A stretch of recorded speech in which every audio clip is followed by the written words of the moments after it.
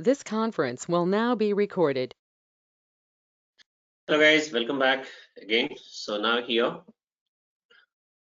again foreign currency setting itself, but here I'll explain the logic behind translation ratio, like why we maintain translation ratio. Because if you talk about exchange rate table, there in exchange rate table, what is happening guys, we are going to specify the rate. I said 1 USD equals to 52 INR. So this is the rate which we have specified. This is the currency rate, right? That I have specified where in exchange rate table. But I'll tell you guys now, before that, I have specified here 1:1 translation ratio, right? So this is translation ratio means what guys? It is showing the relation between two currencies. Translation ratio is showing relation between two currencies. It means how the calculations will happen. I'll tell you. This translation ratio, try to understand guys. I'm quoting a pretty simple example.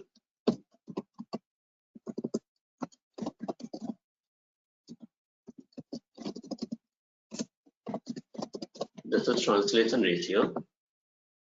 Now here,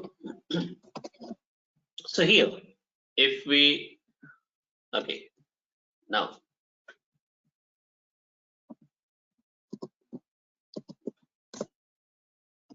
here, say for example, 1:1, right? It could be 1:2 also. If I specify 1:2 translation ratio, it means the relation between these two currencies 1:2 equals to what guys? It means here, if you talk about the rates, then how system is going to identify first of all 1:1 itself. So let's suppose here 1 USD equals to 52 INR, and here in translation ratio also this is for USD, so 1:1. So how system is going to calculate the rate, right? How system is going to calculate the rate guys? First of all, this 1 USD is going to be multiplied with this one, and 52 INR is going to multiply with this one. So 1 multiply 1, right? So here 1 equals to 52 multiply 52, so 52 rupees is the value. 1 USD, if you are going to post a transactions worth of 1 USD, 52 rupees. If you say 1:2 relationship is there between these two currencies, 1:2 relationship is there. It means now if you are going to post 1 USD, if you are going to post 1 USD, then what is happening guys? How system is going to convert into local currency? So 1 multiply 1. So 1 USD equals to 52 multiply 2. So it is going to be 104. I'll show you practically here so that you guys will be, and then I'll quote the example so that you guys are going to have perfect understanding. Okay, so translation ratio means the relation between two currencies. How? So that I'll show you. OBBS. So OBBS we have specified 1:1 only, right?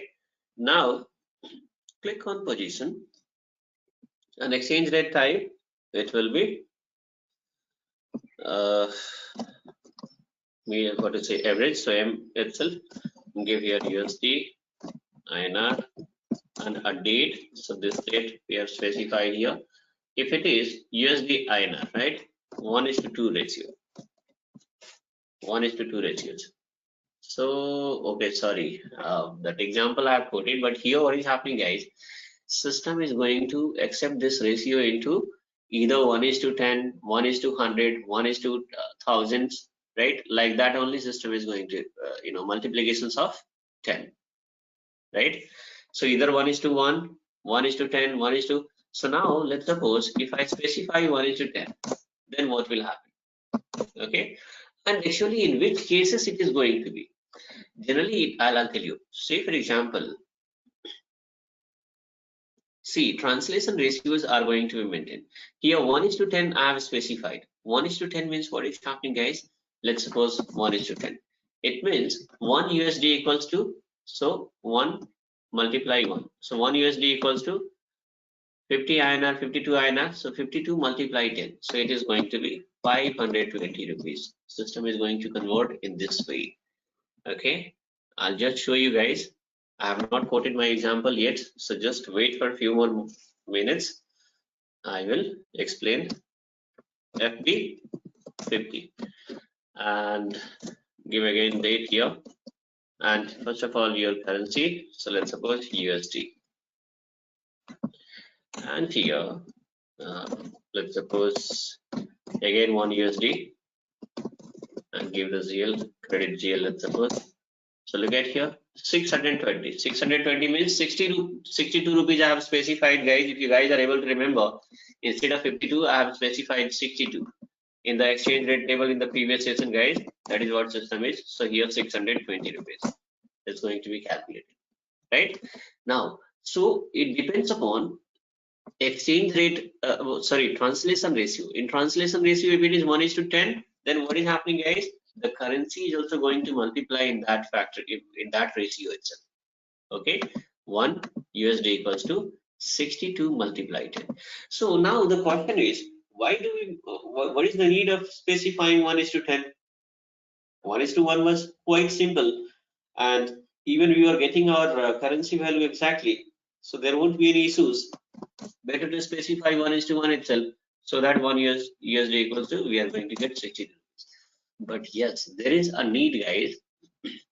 See, there are certain currencies, or there are certain countries like where the inflation rate is quite high. Okay, and inflation rates are quite high. In that case, what is happening, guys? If you compare those currencies with the US dollar, then their values are quite low, right? Say for example, I'll just quote an example here. I'll show you here. So I think I have opened, yeah, it's here. Look at here. Now this IRR stand for, I think, Iranian, Iranian currency. This is Iranian real, I think it is. Yes, Iranian real. So here, like 1 USD equals to how many in Iranian real, guys? Look at here, 42,025. It means now if you have to maintain, I'll just do one thing. I'll quote this example also. Just copy this one and make it 1:1 itself and save it first. So here I'll make USD versus, no, in that case what is happening, guys, our local currencies, right? So here IRR versus, if Indian currency I'm going to specify, okay, I'll make it like, instead of USD I'm going to specify IRR, right? So in that case, what is happening, guys? So here what will happen? Okay, I'll just do one thing, guys, because like our local currency is Indian currency, isn't it?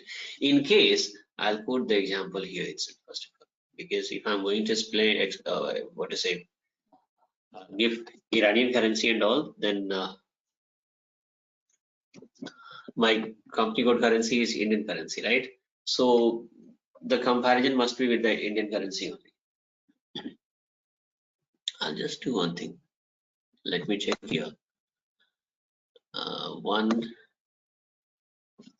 INR equals to how many Iranian real?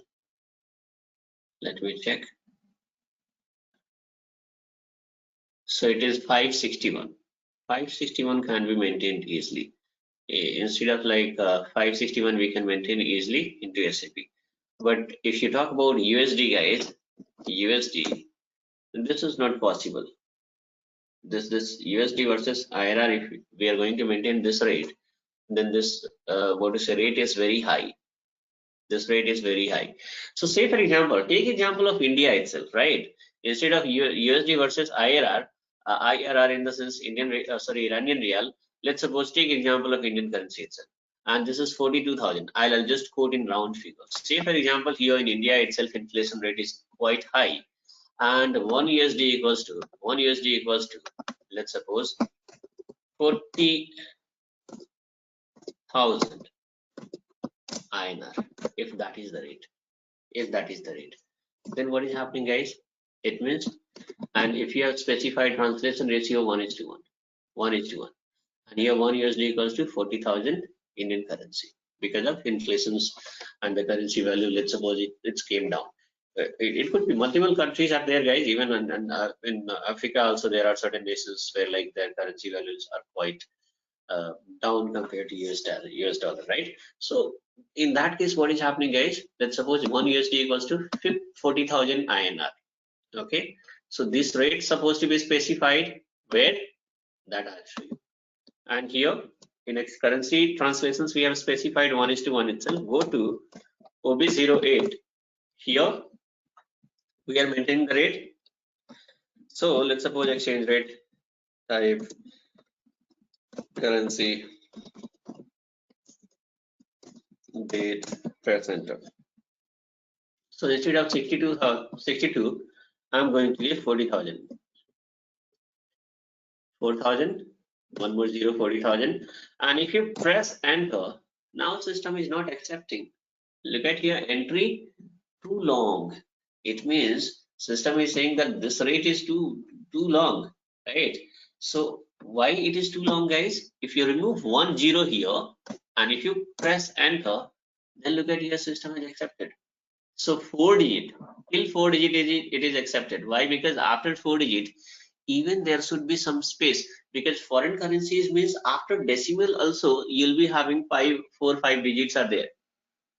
If you are able to, if you see the foreign exchange, what to say, I think forex chart, guys. If you're going to, if somebody is having any idea about the forex tradings and all, there if you see the forex charts and all, after decimal also like they are going to specify 5 6 digits. So here after decimals there must be space for, let's suppose, 5 digits, right? And if you talk about the length of this field, guys, there should be certain particular like 10 characters or 12 digit length will be there. So here if I'm going to specify 40,000, then here there is no space for this 5 digit decimal places. So system is saying that no, till 4 digits only here, the main figure, if you talk about this amount, in the sense 4,000 is accepted.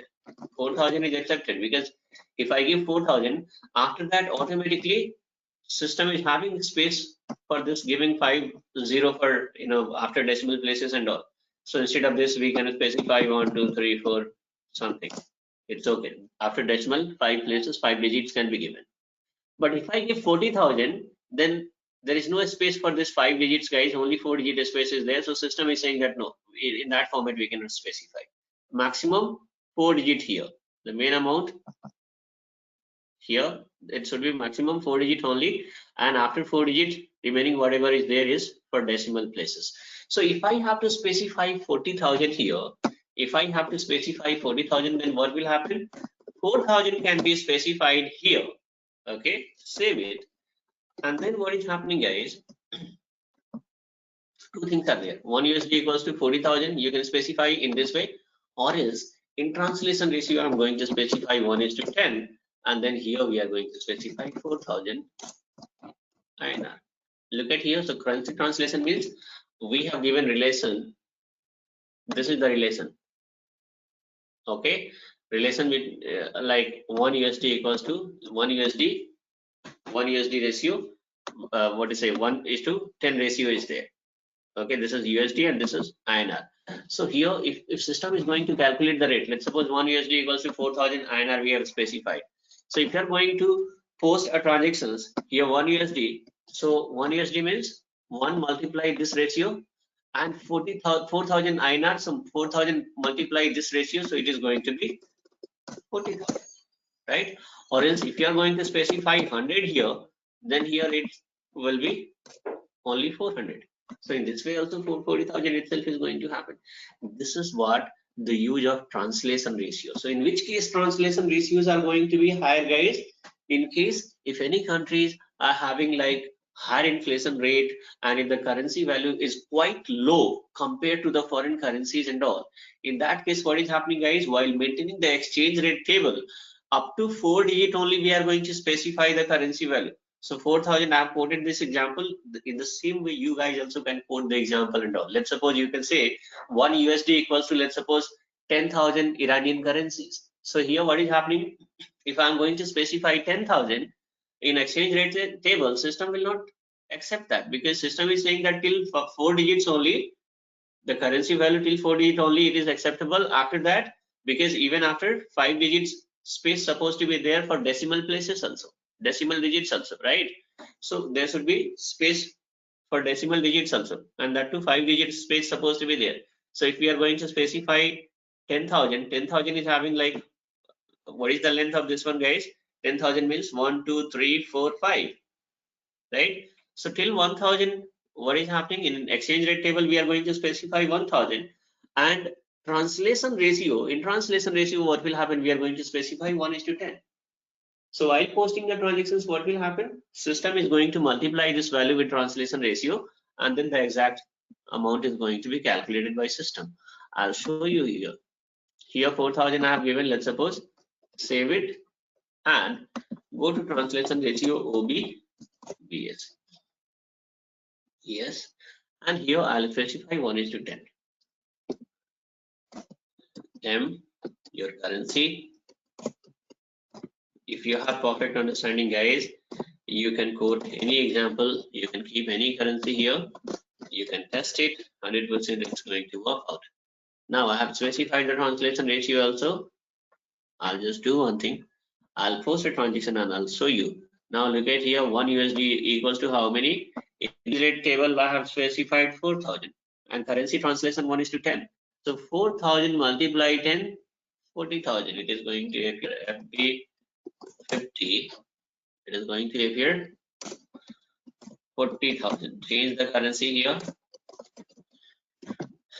4,000. Let's suppose 1 USD, right? And here again, any GL, bank GL I'm going to give here. And if you press enter, look at here, guys, 40,000, right? 4,000 I have specified in exchange rate table, and translation ratio I have specified 1:10, right?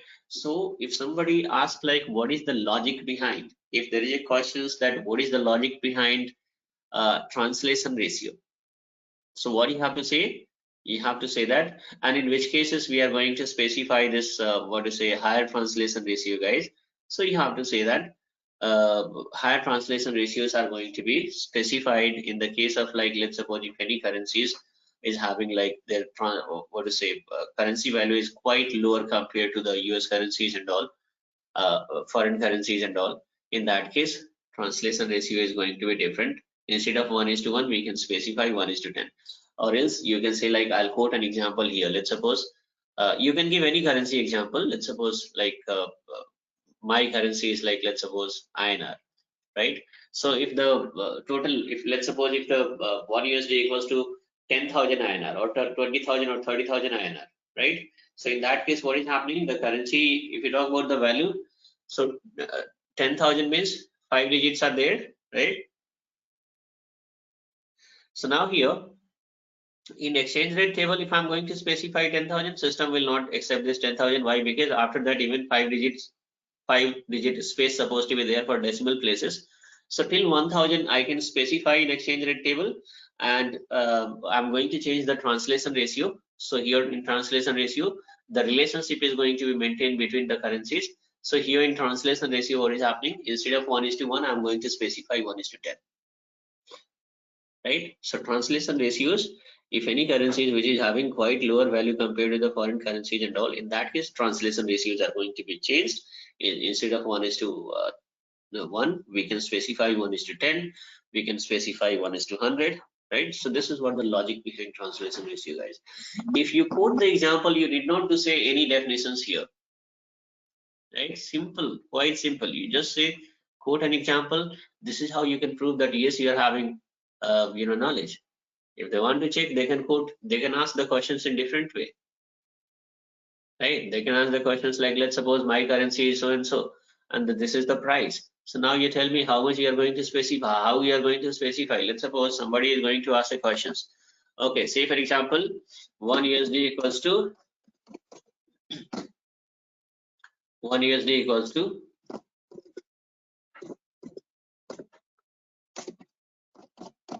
1 lakh Indian currency. Okay, or else any other currency, guys. Let's suppose 1 USD equals to 1 lakh Indian currency. So in that case, how you are going to specify the rates? So you have to say that I'm going to specify the rates in exchange rate table. What is happening in the exchange rate table? I'm going to specify 1 USD equals to 1000 INR. At the same time, in translation ratio, I'm going to specify 1:100. So this is how 1000 multiply 100. So system is going to calculate 1 lakh INR, right? This is the easiest example I can quote, guys. Likewise, you can have multiple examples. Whatever your company code currency is there, in the sense, like, let's suppose it could be anything. It could be Australian dollar. It could be GBP. It could be your what country, whatever the currencies are there, that you can put it here, and in that way you can explain, right? So this is what the logic behind translation ratio. Still, there is one more thing that is pretty important that I'm going to explain in next session. What is important here? Say, for example, go to OB08. See, configurations, look at here, guys. Configurations, how easy configuration steps are. I think if you talk about the configurations, within 2 minutes, we can make these configurations, whatever the configuration steps are there. Look at here. I said only 2 steps: define translation ratio and exchange rate table. Maintaining this exchange rate table. Exchange rate we are going to maintain in this exchange rate table. Within 2 minutes, we can specify this rates here, and then you can perform testing. If you talk about me, within 5 minutes, I can configure this and I can perform testing, and foreign currency setting is going to be finished, right?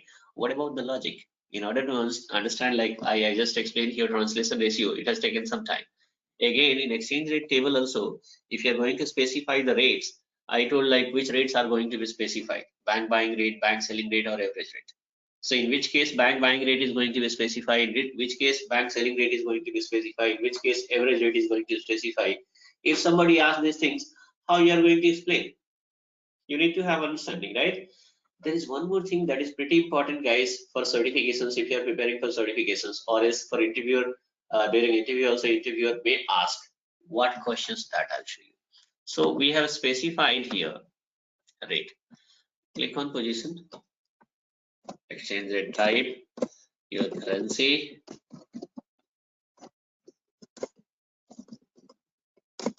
date. So I have specified the rate here. Direct quotations, under direct quotations here. And there is one more thing here called indirect quotations. So what is the difference between direct quotations and indirect quotations? In which case we are going to specify rate under direct quotations, and in which case we are going to specify the rate under indirect quotations. Very unique explanations I'm going to give, guys. Once again, I'll quote the example so that you guys will be having perfect understanding. Right? So again, that's what I'm saying. Configurations and testing within 5 minutes we can complete. But if you talk about the logic, it's going to take too much time to understand this. Right? So this is how you guys are going to be unique, because if you go to the market, let's suppose during interviews and all, there are multiple people. Right? Why somebody is going to select you only during interview? Unless you're having some uniqueness, right? So uniqueness means you can be unique only if you're having perfect understanding. Right? This is how you'll be able to crack the interview, and this is how you'll be able to survive also after placements. So in next session, what I'm going to explain, guys, in next session, I'm going to explain direct quotations and indirect quotations. So that's all in this session, guys.